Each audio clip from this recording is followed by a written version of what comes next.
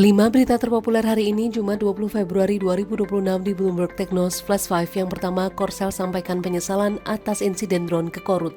Menteri Unifikasi Chung Dong-yung secara resmi menyampaikan penyesalan Korea Selatan kepada Korea Utara terkait 4 kali peluncuran drone oleh warga sipil, 2 diantaranya jatuh di wilayah utara.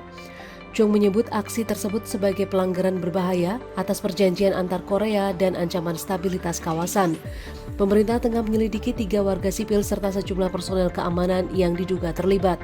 Administrasi Presiden Lee Jae-myung menegaskan komitmen pada perdamaian dan akan memperketat aturan penerbangan drone ilegal. Kedua, Freeport RI deal perpanjangan UPK selepas 2041 divestasi 2042.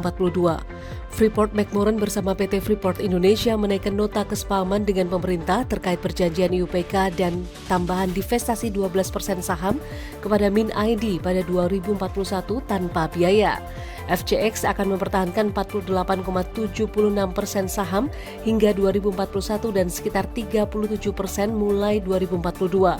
Kesepakatan ini juga mencakup revisi IUPK tambang Grasberg di Papua Tengah untuk perpanjangan pasca 2041.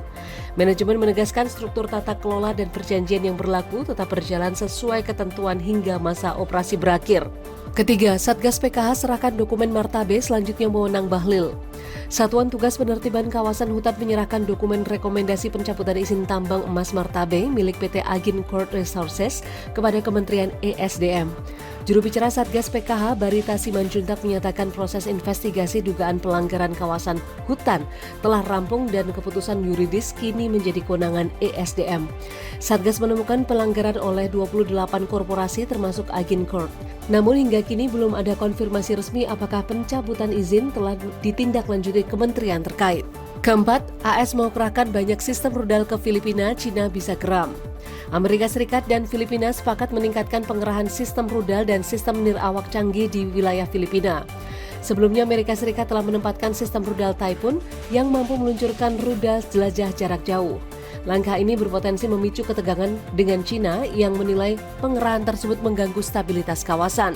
Kedua negara juga mengecam aktivitas agresif Cina di Laut Cina Selatan dan akan menggelar pertemuan 2+2 lanjutan akhir tahun ini untuk memperkuat kerjasama pertahanan. Kelima, Pangeran Andrew dibebaskan usai ditangkap terkait Epstein. Pangeran Andrew dibebaskan sementara setelah ditangkap dalam penyelidikan dugaan pelanggaran jabatan publik terkait dokumen kasus Jeffrey Epstein.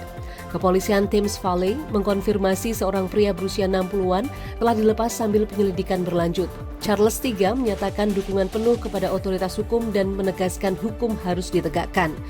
Andrew belum didakwa sementara penggeledahan di Norfolk telah selesai dan proses hukum masih berjalan. Itu dia 5 berita terpopuler pilihan Bloomberg Technos hari ini. Ikuti terus update selanjutnya di www.bloombergtechnos.com.